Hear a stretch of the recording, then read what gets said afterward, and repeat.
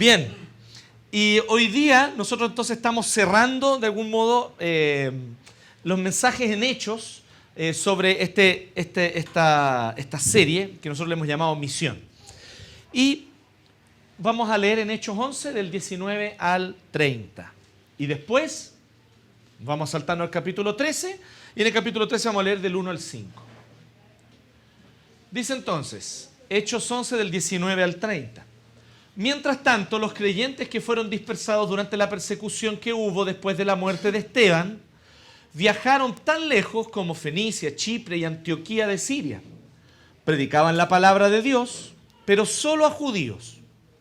Sin embargo, algunos de los creyentes que fueron a Antioquía desde Chipre y Cirene, les comenzaron a predicar a los gentiles acerca del Señor Jesús, o sea, a los no judíos. El poder del Señor estaba con ellos. Y un gran número de estos gentiles creyó y se convirtió al Señor. Cuando la iglesia de Jerusalén se enteró de lo que había pasado, enviaron a Bernabé a Antioquía. Cuando él llegó y vio las pruebas de la bendición de Dios, se llenó de alegría y alentó a los creyentes a que permanecieran fieles al Señor. Bernabé era un hombre bueno, lleno del Espíritu Santo y firme en la fe. Y mucha gente llegó al Señor. Después Bernabé siguió hasta Tarso para buscar a Saulo. Cuando lo encontró, lo llevó de regreso a Antioquía. Los dos se quedaron allí con la iglesia durante todo un año, enseñando a grandes multitudes.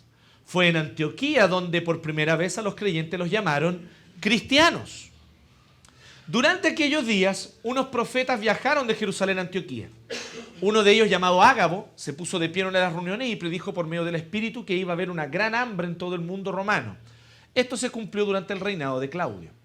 Así que los creyentes de Antioquía decidieron enviar una ayuda a los hermanos de Judea y cada uno dio lo que podía. Así lo hicieron y confiaron sus ofrendas a Bernabé y a Saulo para que las llevaran a los ancianos de la iglesia de Jerusalén. Ahora nos saltamos al capítulo 13 y leemos desde el versículo 1 del capítulo 13. Entre los profetas y maestros de la iglesia de Antioquía de Siria se encontraban Bernabé, Simeón, llamado el Negro, Lucio de Cirene, Manaén, compañero de infancia del rey Herodes Antipas, y Saulo. Cierto día, mientras estos hombres adoraban al Señor y ayunaban, el Espíritu Santo dijo: consagren a Bernabé y a Saulo para el trabajo especial al cual los he llamado. Así que después de pasar más tiempo en ayuno y oración, les impusieron las manos y los enviaron. Entonces Bernabé y Saulo fueron enviados por el Espíritu Santo. Descendieron hasta el puerto de Seleucia y después navegaron hacia la isla de Chipre. Allí en la ciudad de Salamina fueron a las sinagogas judías y predicaron la palabra de Dios. Juan Marcos fue con ellos como su asistente. Bien. Interesante, ¿no? ¿Les parece interesante lo que leímos? Más o menos. ¿Qué versión estábamos leyendo ahí? Ah, está la NTV. ¿Y cuándo yo autoricé que usara la NTV? Bien, entonces, yo no tengo la NTV en el iPad, así que voy a usar la NBI. Dice cosas súper diferentes. Ah, no, dice lo mismo. Dice la misma cuestión nomás, así no se preocupen. Bien, hoy día nosotros vamos a hablar sobre una iglesia que envía. Bien, una iglesia que envía. ¿Cómo es una iglesia que envía? Y esto yo lo encuentro fascinante. Encuentro fascinante que nosotros prestemos atención a las características de una iglesia que envía, porque esto tiene todo que ver con la misión que nosotros tenemos como iglesia, con cómo nosotros podemos entender nuestro lugar en la historia de lo que Dios está realizando. Lo que nosotros estamos invitando a través de toda esta serie, se los digo así, con toda la solemnidad de la cual soy posible, que es muy poca, pero hago mi mejor esfuerzo de decirles esto claramente. El objetivo de esta serie es decirles, nosotros como comunidad somos parte de la historia de Dios. Y aquí hay una historia que Dios está llevando a cabo. Y Dios hace unas cosas muy, muy extrañas. Pero es como Él actúa en la historia. Él se preocupa de, a lo largo de la historia, humillar a todos los que se creen sabios, a todos los que se creen poderosos, a todos los que se creen ricos, a todos los que se creen influyentes y toma un puñado de gente que no vale nada y lleva adelante su historia y los vuelve protagonistas de su historia. Dios siempre ha hecho eso. Aquí yo no le estoy dando ningún discurso ideológico. Ustedes pueden comprobar esto del Génesis al Apocalipsis. Abraham, ¿quién era Abraham? Era un don nadie. ¿Ustedes creen que Abraham salía en las portadas de los diarios de Ur? ¿En el Ur Times? No. Quien salía en las portadas del Ur Times era el rey de Ur. ¿Y ustedes saben cómo se llamaba el rey de Ur? ¿Saben? Nadie sabe. Porque el loco pasó a la historia como un total y completo anónimo. Pero de las 4 principales religiones del mundo, Abraham es el patriarca de 3. ¿Me entienden la idea o no? Dios no está moviéndose en la historia a través de los juegos de poder que nosotros los seres humanos nos gusta hacer. Así que nosotros debemos prestar atención a dónde está Dios actuando y generalmente nos vamos a encontrar con que es algo súper contraintuitivo. Súper contraintuitivo. Entonces esta volada de, cuando dicen así, que la iglesia tenga influencia, que la iglesia llegue a las esferas de poder, que la iglesia reivindique. ¿Reivindique qué, compadre? ¿De qué me están hablando? ¿Quién necesita reivindicación? El que siente que no tiene valor. Nosotros no necesitamos reivindicación, porque todo el valor que podríamos anhelar tener, Dios nos lo dio por gracia en Cristo. Nuestra vida, tu vida, no importa dónde has estado, lo que has hecho, lo que has vivido, tu vida tiene una marca, tiene un sello. Dios le puso un precio, la sangre de Cristo. Y todos los tesoros del universo no valen ni siquiera un poquito de esa sangre de Cristo. Y ese es el valor que tenemos. ¿Por qué vamos a estar buscando reivindicación y reconocimientos de quién? Estamos aquí escogidos por un Padre amoroso y soberano que lo hizo para su gloria y estamos aquí para ser parte de lo que Él quiere hacer para su gloria en la historia. Somos invitados a ser protagonistas de la historia. Protagonistas de la historia. Como decían algunos historiadores hace tiempo atrás, la historia que Dios conduce y que Dios guía es hasta irónica. Hoy día nosotros les ponemos a nuestros perros Nerón y a nuestros hijos Pablo. Pero no fue así en el siglo I. Pablo fue tratado como un perro. Muy probablemente murió decapitado por el solo hecho de predicar el Evangelio de Cristo. Y Nerón en el poder. Nerón en la opulencia. Y cualquiera podría decir, Nerón venció. Pero hoy día miramos a la historia y Nerón es un fracaso en la historia. Pero Pablo no lo dejan de estudiar hasta el día de hoy. Me impresionaba yo con una querida amiga que estudia ciencias políticas y que está ya en vías de su magíster y doctorado y la loca está seca. Ella dice, hoy día están todos estudiando los escritos de Pablo porque allí en sus fundamentos teológicos están los principales lineamientos de la política occidental. Y de todo, ateos, marxistas, estudian a Pablo porque no pueden evitarlo. Tienen que estudiarlo. No les queda otra. ¿No les parece interesante esto? Entonces, debemos ver con perspectiva de Dios nuestra historia de vida y cómo se encaja nuestra historia de vida en la gran historia de Dios. Esa es la invitación de esta serie. Y aquí nosotros encontramos esta comunidad, la iglesia de Antioquía. Maravillosa iglesia. Una iglesia que nosotros deberíamos siempre mirar y entenderla como un ejemplo en cuanto nosotros la vemos descrita en el libro de Hechos. La iglesia de Antioquía tiene varias características interesantes que nosotros podemos prestar atención a ellas. Yo quise poner aquí el texto de Hechos 11 primero para que vieran cómo surge la iglesia de Antioquía. Y cómo surge la iglesia de Antioquía es muy curioso porque ocurre que algunas personas que habían huido de la persecución desde Jerusalén comenzaron a irse a otras ciudades y llegaron hasta Antioquía. Y como llegaron a Antioquía, ellos solían solamente predicarle a judíos. Pero un grupo empezó a predicarle a quienes no eran judíos. Y esa cuestión era rara. Hoy día a nosotros nos parece Obvio, ¿cómo le van a predicar solo a judíos? Pero a ellos les parecía que solo los judíos necesitaban oír este anuncio primero.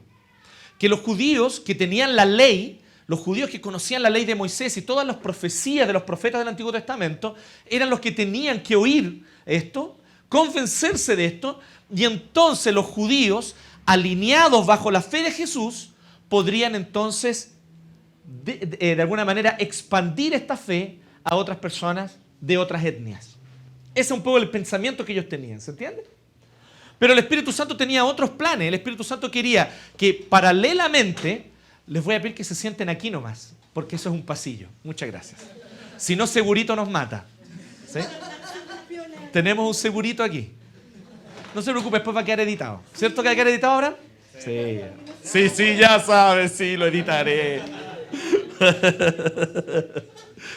Bien, entonces, lo que nosotros vemos es que la iglesia de Antioquía, esta comunidad de Antioquía, empezaron a hacer algo que no era usual. Y el resto de la iglesia cristiana miró esto y dijo, algo raro hay aquí. Porque ellos vienen y paralelamente le empiezan a predicar a quienes no son judíos. Si el desafío es primero convencer a los judíos de todo el mundo, y una vez que se les convenciera, la idea era entonces que a través de los judíos pudiera llegar. Esa es un poco una de las ideas principales que circulaba entre los cristianos del primer siglo. Ellos pensaban en las primeras décadas del cristianismo que era necesario que primero los judíos se convencieran de que Jesús de Nazaret era el Mesías. Una vez que se convencían los judíos en las distintas sinagogas de todo el mundo, ellos podrían entonces, aunando fuerzas, poder entonces compartir este mensaje con los demás. Pero esa nuevamente era la lógica, según los juegos de poder, humanos. Dios tenía otra lógica, que una pequeña comunidad allá en Siria empezara paralelamente a predicarle el evangelio a quienes no eran judíos. Esto ocurre, si ustedes se fijan bien en el libro de Hechos, en el capítulo 11 nos relata esto, y el capítulo 11, como todos ustedes que saben contar, muy bien saben, viene después del 10. ¿Sí? No se sorprendan de esto, yo sé que es sorprendente, pero después del capítulo 10 viene el 11. Y en el capítulo 10, lo que decía el capítulo 10, que nosotros ya lo vimos y lo estudiamos aquí juntos, es cuando Pedro le predica al primer gentil, o sea, el primero que no era judío, no tenía sangre judío, no tenía una mezcla de judaísmo, como el caso de los samaritanos, por ejemplo. Él no tenía nada. Él era alguien totalmente no judío, que en este contexto, siendo un no judío, recibe el mensaje del evangelio y recibe las mismas señales de plenitud del Espíritu Santo que habían recibido los judíos. Comenzó en otros idiomas a proclamar las glorias de Dios y las maravillas de Dios. Esto sirvió como señal para Pedro y para los demás judíos. Lo mismo que nos pasó a nosotros, les pasó a ellos. Por eso el Espíritu Santo hizo eso, no porque sea un actuar regular del Espíritu Santo, hacer que la gente hable en otros idiomas. Ya no hay ningún fundamento bíblico. Si fuera algo regular, el apóstol Pablo, el apóstol Pedro, los demás lo habrían puesto en sus epístolas. Le habrían dicho, sed llenos del Espíritu, hablando entre vosotros en otros idiomas. Pero no es eso lo que dice. Dice, sed llenos del Espíritu, hablando entre vosotros con salmos e himnos y cánticos espirituales. ¿Sí? Entonces, si nosotros vemos bien, esa fue la puerta de entrada para que el evangelio llegara a los no judíos ya de frentón. Así que después del 10 viene el 11. Y en el 11 nosotros vemos entonces que la comunidad de Antioquía comienza a predicar y a compartir a los que no eran judíos. La iglesia de Jerusalén le pareció rara esta estrategia y dijeron, a ver qué está pasando, vamos a enviar a un delegado para que vaya a mirar allá. Así que enviaron a un delegado del presbiterio. Y entonces fue para allá Bernabé. Y Bernabé va hasta Antioquía, y llegando allá a Antioquía, él empieza a ver lo que está ocurriendo, empieza a ver la conversión de estos no judíos, empieza a ver que temen a Dios, empieza a ver que han abandonado los ídolos, empieza a ver que han abandonado toda su pecaminosidad pagana y que están siguiendo y sirviendo al Señor con fidelidad. Y ahí entonces él dice, esto es tremendo, el Espíritu Santo está actuando aquí. Y Bernabé se entusiasma tanto que se acuerda de un antiguo amigo. Este antiguo amigo suyo ya se había cambiado el nombre, se llamaba antes Saulo, pero ahora se había cambiado el nombre para Pablo.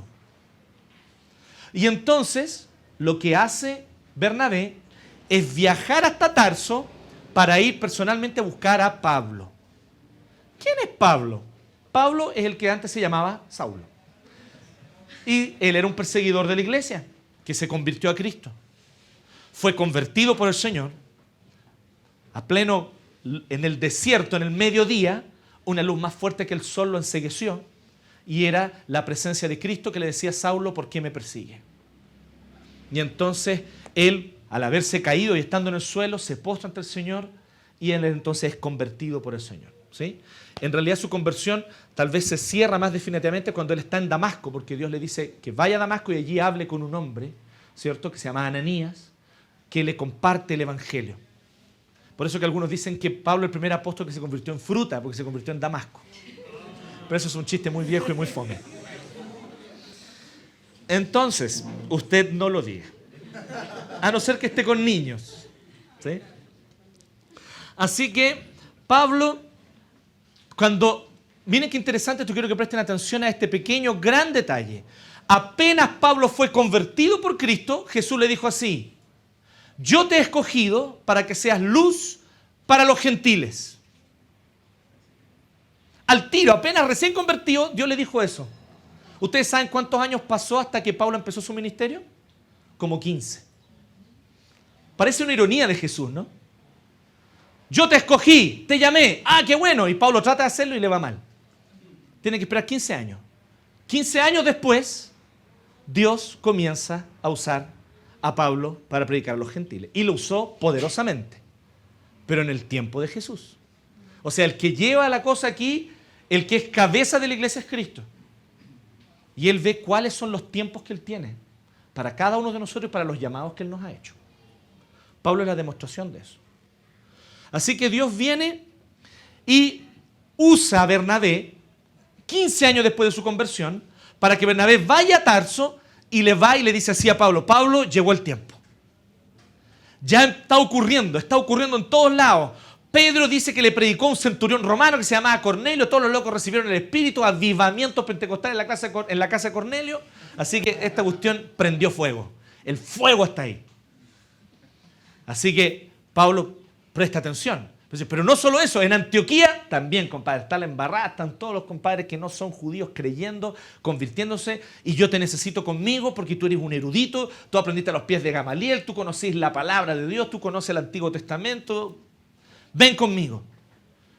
Y entonces Pablo entendió que era el tiempo que Dios tenía.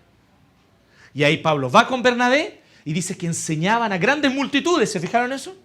Eran multitudes que se juntaban y Pablo con Bernabé iban enseñando, y durante un año les dieron duro a estos compadres. Vamos, enseñando la palabra, enseñando la escritura, enseñando el evangelio, las implicaciones del evangelio.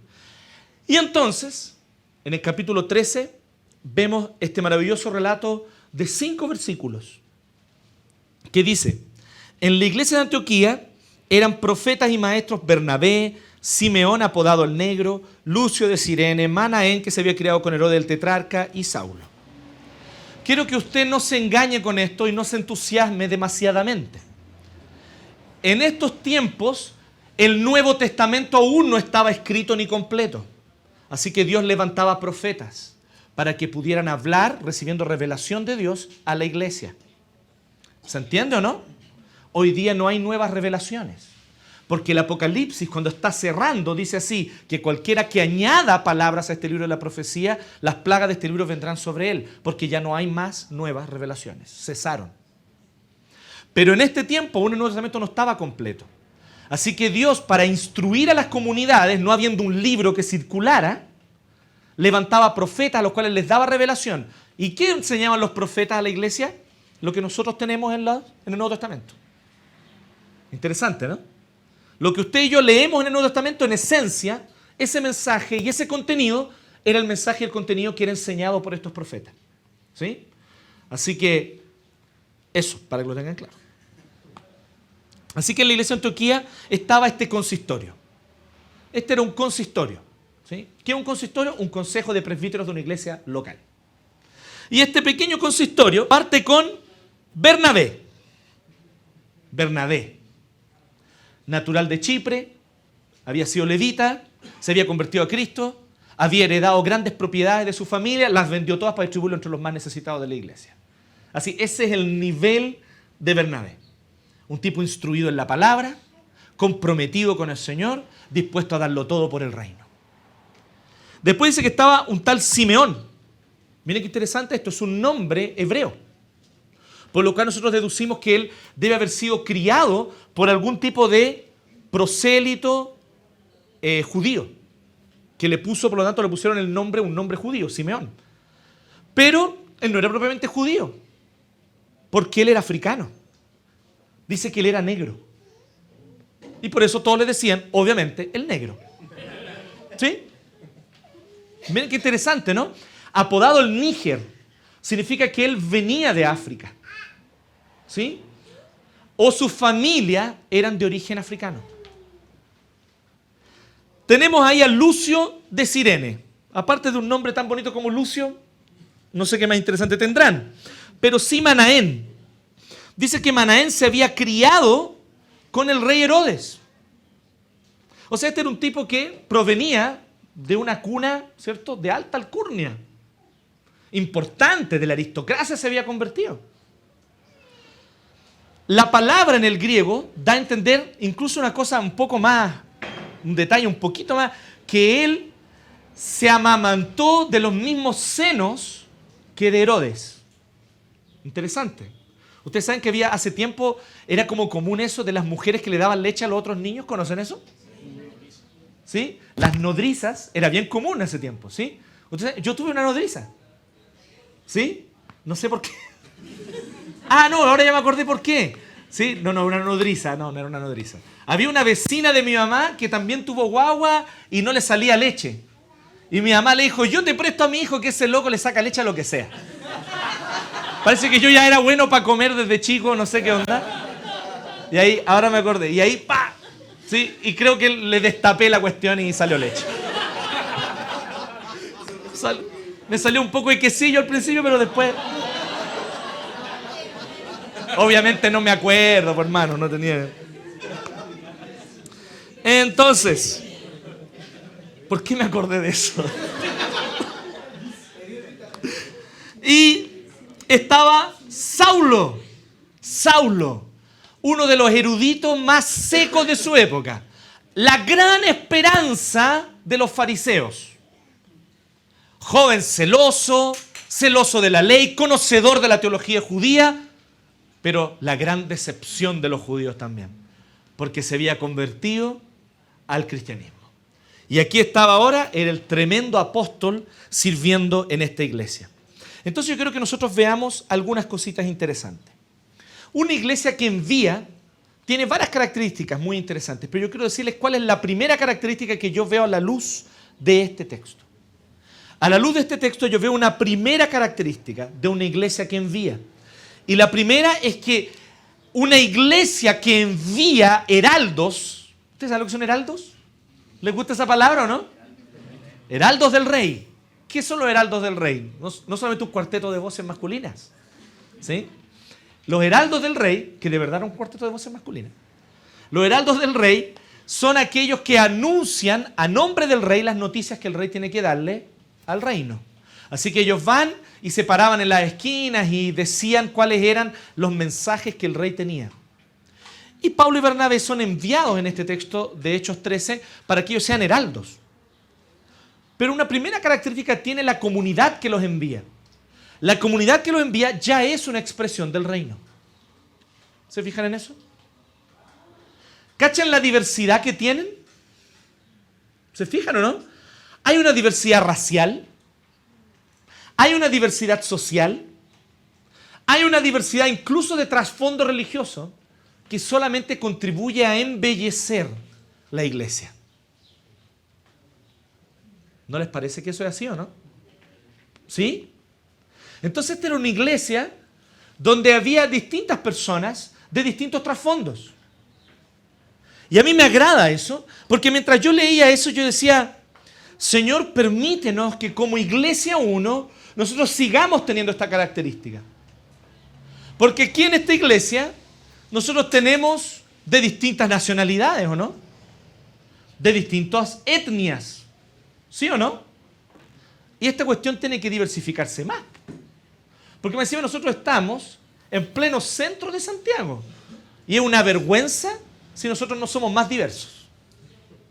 Necesitamos una diversidad como expresión del reino. Porque personas de distintos trasfondos, de distintos,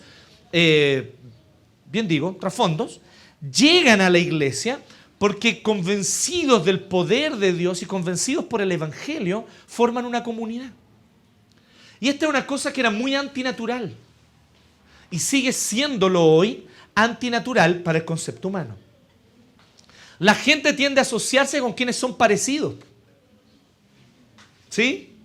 Las personas tienden a ser amigos o a formar comunidad con aquellos que tienen intereses en común. Esa es la base para formar comunidad. Pero Jesucristo nos invita a formar comunidad de una manera que no es según los parámetros humanos. No es según los parámetros humanos. El Señor nos invita a formar comunidad a través de personas que nunca, de manera natural, serían amigos. Yo les comentaba hace un tiempo acerca de lo que dice Donald Carson. Donald Carson, que es un teólogo especialista en el Nuevo Testamento, él dice que la iglesia está compuesta por enemigos naturales, que por causa de la obra sobrenatural del Espíritu terminan uniéndose porque todo aquello que ellos consideraban valioso antes dejó de tener valor y ahora su mayor valor es Cristo. Y por eso nosotros ahora formamos comunidad. Y yo quiero ir un poquito más allá. Yo creo que incluso la diversidad es algo tan enriquecedor que yo veo que es parte del plan de Dios hasta el Apocalipsis. En el Apocalipsis, hacia el final de la historia, de toda lengua, de toda tribu, de toda nación, se reúnen alrededor del Cordero para adorarle. Y esto solo ayuda a confirmar, reconfirmar y establecer de manera clara una gran verdad bíblica, que es una verdad única del Antiguo Testamento en la antigüedad. En la antigüedad, todas las naciones paganas tendían a pensar de que a las distintas personas y a las distintas etnias las habían creado distintos dioses. Y como a nosotros nos había creado un dios más bacán, decían los babilonios, nosotros tenemos entonces que dominar sobre los demás porque los dioses que los crearon ellos no son tan bacanes. ¿Me siguen la idea? Entonces la idea de una separación por castas, ya sea por razones raciales, étnicas o sociales, es totalmente pagana. Pero la idea cristiana es que somos todos una sola raza, porque todos venimos de Adán y Eva. Muy probablemente, dicen aquí los especialistas en genética, miren qué interesante esto, muy probablemente si hubo un Adán y Eva, eran una pareja interracial. Por eso surgió toda la diversidad de razas que existe hoy en el mundo. Traían en ellos, en su ADN, todas las distintas diferencias de raza que se iban a dar después. ¿No les parece bonito eso? ¿Sí o no? Entonces los que están solteros, las solteras, busquen casarse con alguien de una clase social distinta, de una raza distinta o de una etnia diferente, porque glorifican a Dios de esa manera. ¿Les gusta el desafío o no? ¿Qué dice Lady? ¿Se va a casar con un chileno o no? Estamos orando para que te cases con un chileno, para que te quedes. Es así de sucio nuestro plan, que te quedes. Entonces esto es lo hermoso. La iglesia ha sido llamada a recordar esta gran verdad de la creación. Todos somos iguales. El color de nuestra piel puede diferir. El trasfondo de nuestra familia puede ser diferente. La clase social de la cual provenimos puede ser distinta. Somos todos iguales, pues Dios no hace acepción de personas. Y eso significa que también en nuestro discurso necesitamos incorporar esto. Las generalizaciones injustas no podemos seguir haciéndolas, hermanos. Esas generalizaciones son mundanas, son paganas. Ah, es que todos los colombianos son... ¿Todos los colombianos son qué? Los colombianos son un país demasiado grande donde hay distintas personas, todos muy diferentes. ¿Qué generalizaciones estúpidas a veces uno puede escuchar de labios de creyentes en Cristo? Es vergonzoso, hermano. Nosotros hemos sido llamados como comunidad a ser una expresión del reino.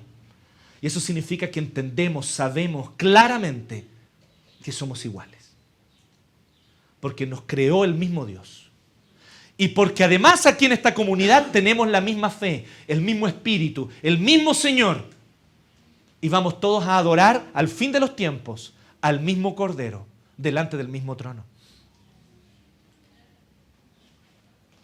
No sé si queda claro esto.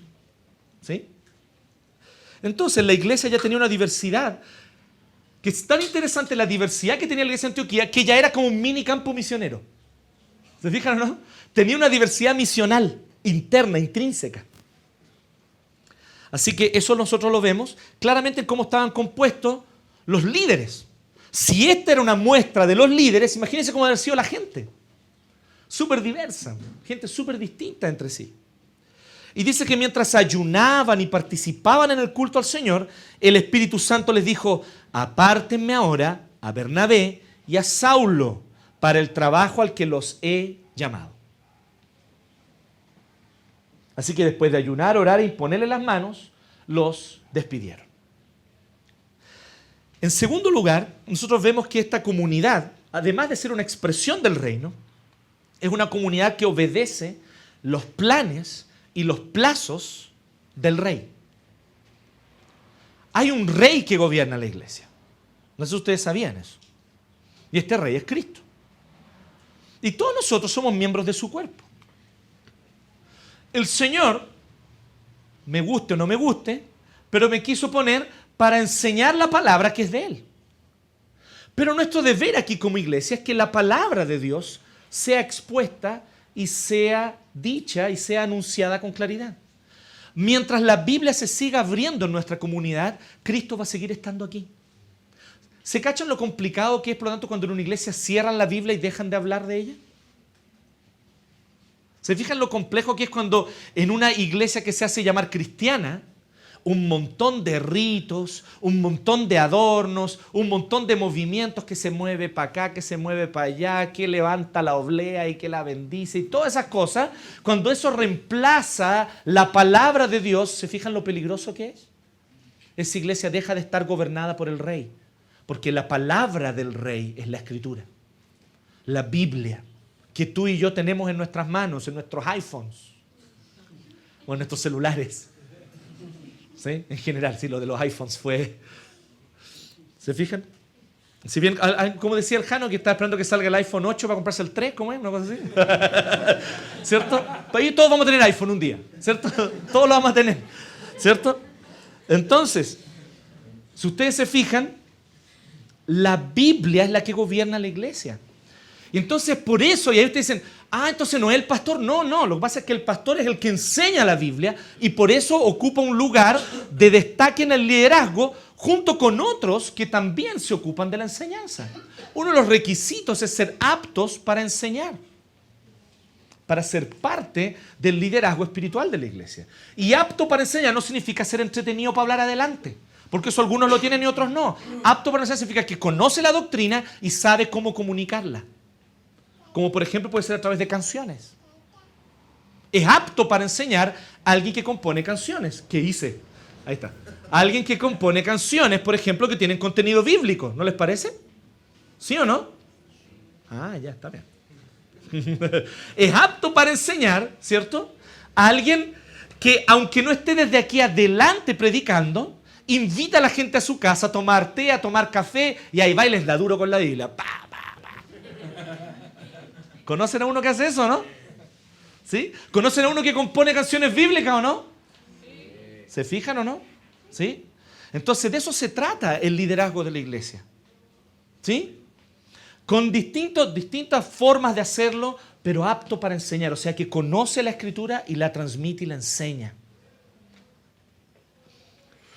Nosotros vemos entonces que si queremos ser una comunidad del reino que envía, además de nosotros mismos ser una expresión del reino, que creo que no estamos tan mal ahí, quiero el Señor que esto siga adelante, ¿sí?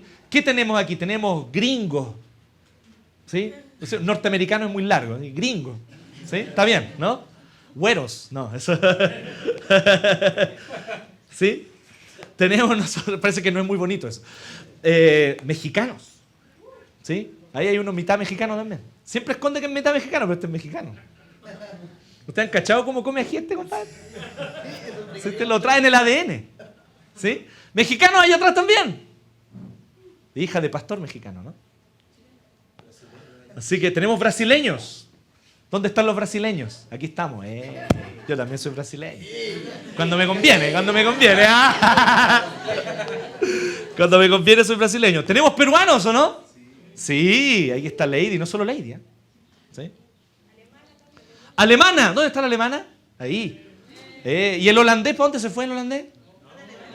Está en Alemania. Este holandés traidor. Entonces, y además de los chilenos que hay aquí, hay de distintos trasfondos. ¿Sí o no? Hay distintos chilenos aquí. ¿Sí? ¿Alguien me está...? ¿Por qué? ¿Qué pasó? ¿Sí? Entonces, eso es la gracia, ¿sí? Ser una comunidad que ya expresa el reino. Pero además, obedece los planes y plazos del rey. Eso también es un factor importante. Así que la escritura tiene que estar siendo proclamada. Tenemos nosotros que estar buscando la voluntad del Señor, y eso se hace en oración. Orando al Señor, preguntándole sus planes, preguntándole sus métodos. Sus métodos. La iglesia se abre y se dispone también a hacer algo que es pura mentalidad de reino. Miren qué interesante lo que dice aquí. Versículo 2. Mientras ayunaban y participaban en el culto al Señor, el Espíritu Santo dijo: apártenme ahora a Bernabé y a Saulo para el trabajo al que los he llamado. Bernabé y Pablo llevaban tiempo con este llamado en su corazón. Y estaban esperando el momento en el que el Señor les dijera: partieron. Y ahí van a salir. ¿No les parece interesante eso? Él ya los había llamado, pero les dice: apártenmelos ahora. Llegó el momento. ¿Y a quiénes aparta? A Bernabé y a Saulo. De todo este grupo de líderes, eran los más destacados. Eso es mentalidad de reino. Porque la mentalidad de reino es que nosotros damos lo mejor para el Señor. Yo les quiero decir una cosa aquí. Nosotros vivimos tiempos tan curiosos, tan extraños, tan aberrantes de la iglesia evangélica, que la gente en todos lados, esto en todo tipo de iglesias, incluso en iglesias presbiterianas, yo he escuchado esta ola, miden el éxito de una iglesia según la capacidad de gente que puede reunir un domingo. Dicen así: ¿y esa iglesita cuánta gente reúne? Es un fracaso. He escuchado tristemente, hermanos, tristemente, se los digo en serio, a pastores decir: esa iglesia tiene que morir. Reúne un puñado chico de 20 personas. Esa iglesia hay que matarla.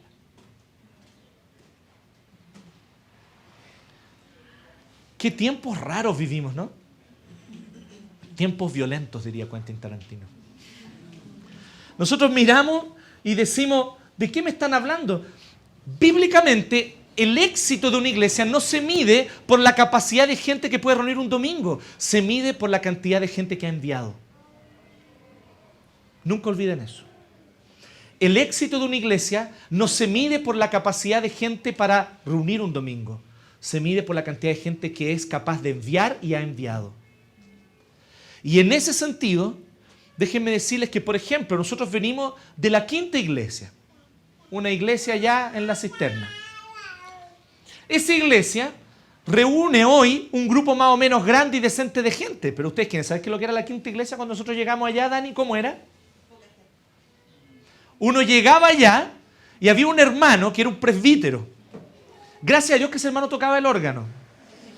Porque ese hermano dirigía, decía: vamos a cantar el himno tanto, se bajaba a tocar el himno, volvía a subir, hacía la lectura, hacía la oración y decía: ahora vamos a escuchar la palabra del Señor, y él mismo predicaba. Y después bajaba a tocar el amén. Amén. Y todos cantábamos el amén. ¡Qué volada, compadre! Era la iglesia más pobre del presbiterio. Se lo digo en serio, estadísticamente era la más pobre. No tenía gente, pero tenía gente de oración. Tenía un pastor viejito, medio tartamudo, que todos los miércoles hacía reunión de oración. Y no llegaba nadie más, llegaba él y la señora. Y oraban, que el Señor levante líderes, que el Señor levante pastores. Oraban. Entonces, estos están locos, están orando. De esa iglesia ya han salido más de 5 pastores solo en los últimos 5 años. Sin contar misioneros. Personas que están trabajando en las misiones. Hasta gente del directorio de OM salió de ahí. Nosotros tenemos que dejar y abandonar esa mentalidad penca, porque no tiene otro nombre, de verdad, penca, de que una iglesia tiene que tener mucha gente y tener un gran templo para que sea importante para Dios. Hay que abandonar esa mentalidad penca, mentalidad humana, mentalidad guiada por los parámetros de éxito humanos. Nosotros no estamos aquí para ganar el prestigio de personas. Nosotros no estamos aquí para ganar el prestigio del mundo. ¿Qué es lo que dice el Apocalipsis claramente? Somos la iglesia en el desierto. Y hasta que Cristo no vuelva, mientras Cristo no vuelva, nosotros no vamos a ganar nada aquí. Estamos para perder, para derramar la sangre y para entregarlo todo. Para eso estamos aquí. Así que nosotros vemos que Antioquía está allí y envía misioneros y envía a los 2 mejores líderes que tiene. Sigue la mentalidad del reino. Más vale dar que recibir. ¿Conocen esa frase? Esa no la dijo un boxeador, por si acaso. ¿Eh? Más vale dar que recibir. Es también chiste viejo y fome. Más vale dar que recibir significa que hay mayor felicidad en entregar y en entregarse. Y hoy día nosotros vivimos un estado actual de cosas muy curioso. Hay pastores que no están dispuestos a asumir el desafío misional, que no están dispuestos a asumir el desafío de plantar iglesias, si no les aseguran por lo menos un sueldo de un palo. Yo no estoy diciendo ni una mentira aquí. Hay pastores que no están dispuestos a asumir la misión de Dios simplemente por el llamado. Entonces la iglesia está perdiendo su alma. Y les digo que es lo peor, que se la estamos vendiendo al diablo. Porque el diablo fue el que le dijo a Jesús: te entregaré todos los reinos del mundo si postrado me adorares. Y yo les quiero hacer una invitación hoy día aquí como comunidad, a que nosotros nunca doblemos nuestra rodilla ante las tentaciones de prestigio, poder y dinero.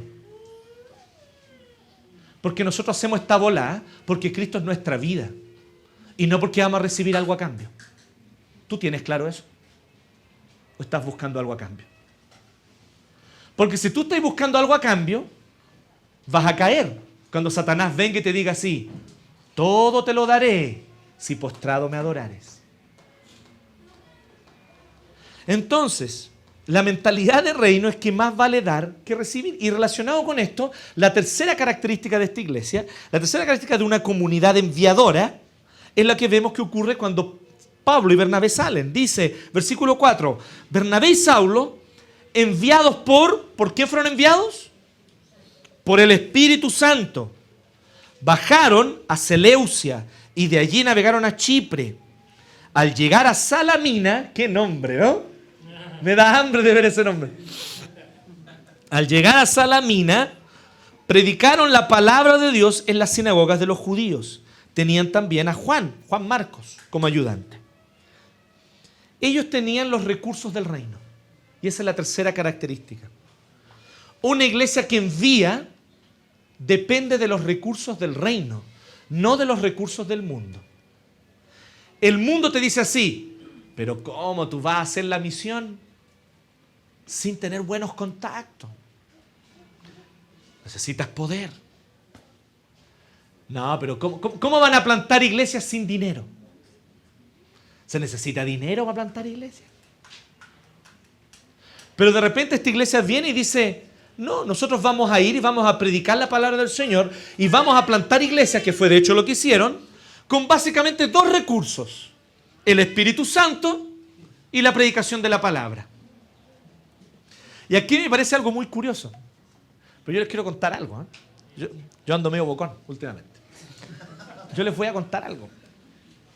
Que yo me di cuenta y tuve que reconocer, yo pequé con eso, yo me equivoqué profundamente y me estoy arrepentido. Pero hace un tiempo atrás, de repente, nosotros entre amigos, hermanos, pastores, presbíteros, que queríamos participar de la misión de Dios, que queríamos ver cómo la iglesia se extendía, cómo se plantaban iglesias, empezamos a conversar y dijimos, oye, se necesita plantar nuevas iglesias. Sí, es verdad, necesitamos plantar nuevas iglesias. Eso, bien. Y de repente fuimos y cometimos un error. Miramos para Estados Unidos y les dijimos, enséñennos a plantar iglesias. Y yo les tengo que decir algo. Los que saben plantar iglesias no están en Estados Unidos. ¿Ustedes saben dónde están los que saben plantar iglesias? ¿Ustedes saben dónde están? Están aquí mismo en Chile. Son un movimiento autóctono chileno, liderado por chilenos, y que se levantó con recursos chilenos y no dejó ni una ciudad de Chile sin una iglesia. Se llama Movimiento Pentecostal. Y es por eso que yo les dije la semana pasada, y se lo vuelvo a decir ahora, honro y siempre honraré a nuestros hermanos pentecostales. Porque ellos hicieron la pega que nosotros por décadas no hicimos. Y ahora tenemos la cara dura de condenarlos porque son arminianos. No. Tenemos que avergonzarnos, hermanos. Ellos son nuestros hermanos mayores en su entrega por la misión. ¿Y ustedes saben cómo ellos plantan iglesias? ¿Cómo plantaron todas esas iglesias? A pulso nomás, po. Llegaban al lugar y el compadre venía y el pastor decía, el obispo le decía, ya, usted va a ir a plantar una iglesia. ¿A dónde? Usted va a ir a Puerto Natales. Y el compadre se iba a Puerto Natales, hermano. Yo no sé cómo lo hacía, pero se iba. Estoy hablando de los años 30, de los años 40. No había carretera austral. Y el compadre llegaba allá y buscaba una pega. ¿Qué hacer? Se buscaba un trabajo, po. Y con esa pega se arrendaba una casita. Y en el living de su casa empezaban culto ese mismo domingo, apenas llegaba. Y agarraba a la familia, y agarraba el banjo, y se iba a la esquina a tocar. Y a predicar. Oye, oh alma que escuchas. No sé cómo es, porque yo nunca fui pentecostal. Me habría gustado hacerlo. ¿Verdad? Y Juan 3:16 para arriba y para abajo. Porque de tal manera se convirtieron en un montón de gente. Y gente salió del alcoholismo. El Estado chileno en los años 40, entre los años 30 y 40, gastó una millonada de plata para sacar a gente del alcoholismo y sus resultados fueron casi cero. La iglesia pentecostal no le gastó ni un peso al Estado. No le pidió plata a nadie. Y sacó a miles del alcoholismo con el puro poder del Espíritu. ¿Cómo yo no los voy a admirar, hermano? ¿Cómo yo voy a andar hablando mal de ellos? ¿Y cómo yo voy a aguantar que ustedes hablen mal de ellos? No quiero que lo hagan. Nunca. Nosotros les debemos todo el honor y el respeto. Y tenemos que aprender de ellos. Y así fue en toda América Latina. Nosotros estábamos, ya les conté a algunos de ustedes esta historia antes. Estábamos recién casados con Priscila y estábamos viviendo en el seminario en Brasil. Y una hermana de la iglesia nos hizo un regalo espectacular realmente. Fue más como un dato y un contacto, pero fue un maravilloso regalo. Nos dijo así, ¿sabes qué? Mi abuelita vive en Bucios. Tiene una casa en Bucios. Entonces ella tiene una pieza allá y ustedes podrían ir y quedarse una semanita. Ya, pues dijimos nosotros. Y nosotros con la pura plata para los pasajes, dijimos ya, y vamos a ver qué comemos. Comeremos choclo, milio verde, todo el día. Pero algo haremos. Pero vamos a pasar una semana en la playa, aunque sea ayunando, pero vamos a la playa igual. Así que vinimos, compramos los pasajes y nos fuimos a Bucios, donde nos ofrecieron allí una piecita en una casa, muy bacán. La hermana en Cristo, una viejita, nos atendió tremendamente bien. Y ahí entonces íbamos caminando y de repente pasamos por un lugar de Bucios súper turístico. Se llamaba Rua das Pedras. Y ahí en Rua das Pedras, una calle de piedras, por eso se llama la calle de las piedras, no es tan difícil. Y allí entonces, tiendas de las mejores marcas. Todo carísimo. Los cruceros que vienen llenos de europeos, de norteamericanos con plata, paran ahí y la gente se baja y se queda todo un día comprando. ¿Qué compran? Compran Yves Saint Laurent, compran Armani. Y están ahí comprando de las mejores marcas que están ahí en Rua das Pedras. Y nosotros viendo ahí, los restaurantes más caros, Rua das Pedras. Nosotros íbamos caminando y de repente cachamos en todo un lado, arrinconado entre dos tiendas, una iglesia pentecostal.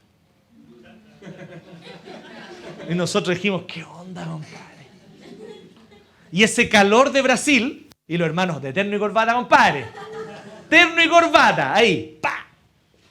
Y se escuchaba ahí que los locos ya estaban cantando. No era Firme y Adelante, pero en mi mente quedó como Firme y Adelante.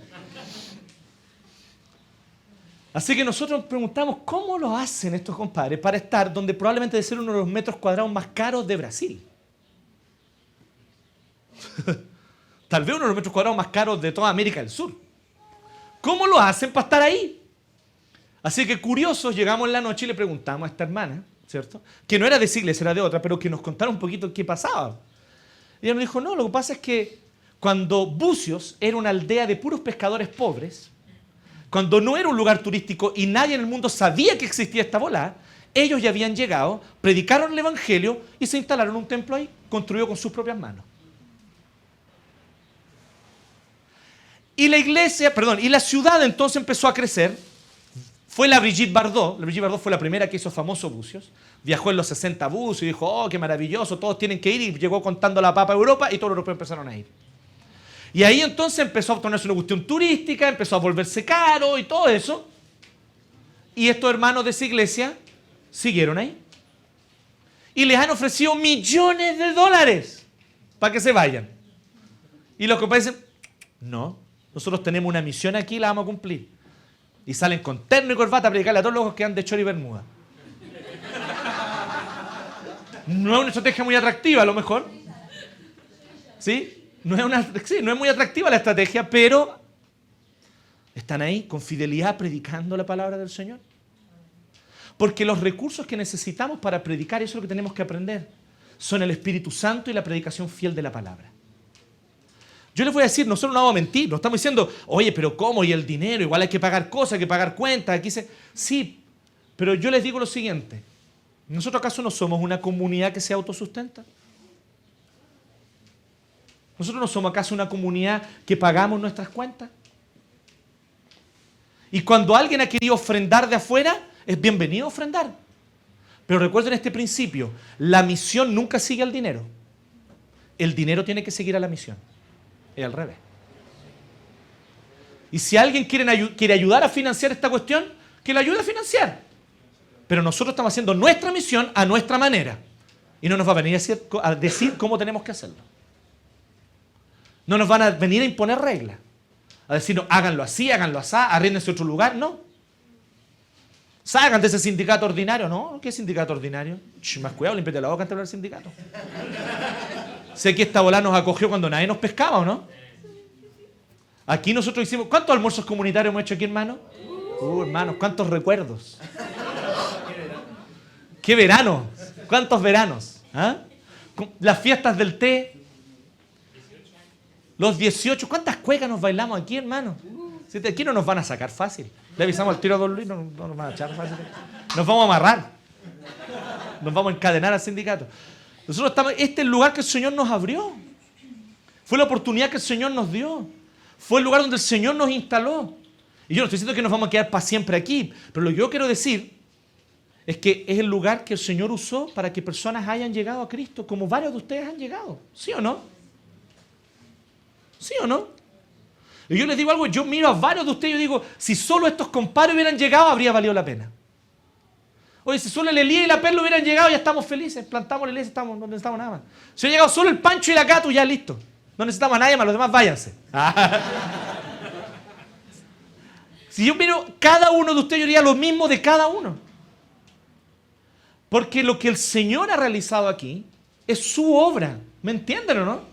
Lo que yo les quiero decir es esto. El dueño de esta bola se llama Jesucristo. El dueño de esto es Cristo.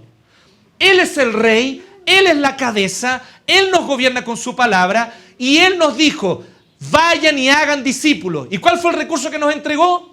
Recibiréis poder cuando venga sobre ustedes el Espíritu Santo. Es el recurso. ¿Quieren recurso mejor que ese? No. ¿Qué recurso mejor que ese vamos a tener? El Espíritu Santo mueve. El Espíritu Santo mueve los corazones. El Espíritu Santo convence a las personas. El Espíritu Santo congrega y reúne a la iglesia. Ese es nuestro recurso. Y es un recurso de lujo. No queremos nada más. Y no necesitamos andar buscando nada más. Por eso no olviden este principio. Una iglesia exitosa no se mide por la cantidad de gente que reúne. Se mide por la cantidad de gente que envía. Y nosotros, ya desde hace algunos meses, estamos enviando un equipo al barrio Yungay. Y les digo algo, todos nosotros somos llamados por Dios a unirnos a esta obra. El que no va, da para que otros vayan. El que no puede ni ir ni dar, ora para que les vaya súper bien. Ir, dar y orar son las tres maneras de involucrarse en la misión que siempre han existido. Ir, dar y orar. Pero ninguno de nosotros puede quedarse afuera. Yo los quiero llamar hoy día, en el amor del Señor, a todos y cada uno de ustedes. Involucrémonos en la misión en Yungay. Involucrémonos activamente. Algunos van, pero los demás que no vamos, demos, contribuyamos para que se pueda seguir arrendando el local. Seamos una comunidad, como hemos sido hasta ahora, autosustentable. Seamos una comunidad autosustentable. Eso es lo que hemos sido, eso es lo que tenemos que seguir siendo. Bienvenidos todos los que quieran colaborar, pero autosustentable. Y en base a eso, nosotros vamos, o damos, u oramos, pero todos estamos en Yungay. Porque ¿saben qué es lo que va a pasar? Lo mismo que pasó aquí. Nosotros hemos hecho cosas aquí que nosotros pensamos que la hicimos nosotros. Yo les tengo que contar una cosa, real. Hay hermanitas que nunca han venido aquí a Iglesia 1. Tienen mucha edad. Y les gusta su iglesia tradicional allá. Y no se mueven de allá. Pero ¿saben qué? Ellas oraron para que nos fuera bien a nosotros. Y muy probablemente sus oraciones nos abrieron el camino. Y nosotros pensando que éramos los pioneros. Pero las oraciones de ellas fueron las que abrieron el camino. Nunca desprecien el poder de la oración. Tal vez el Jano va a ir para allá a predicar. Y alguien va a convertirse por esa predicación. Y tal vez nosotros vamos a sentirnos tentados de decir, oye, el Jano convirtió a alguien. Pero en realidad no fue el Jano. Primero que el Espíritu Santo es el que convierte, obviamente. Pero además de que tal vez vamos a descubrir que nuestras oraciones prepararon el camino. Nuestras oraciones pusieron la inquietud en ese corazón. Y nuestras oraciones hicieron que se encontraran en el momento, en el lugar preciso para predicarle el Evangelio. Orar es estar involucrado en la misión, sí. El que ora está en el campo misionero mientras ora. Y está allí limpiando el camino y preparando todo para que el Evangelio transforme corazones. Como sea, pero todos nosotros somos llamados a involucrarnos. ¿Les parece o no? Yendo, contribuyendo u orando. Pero todos somos llamados a involucrarnos.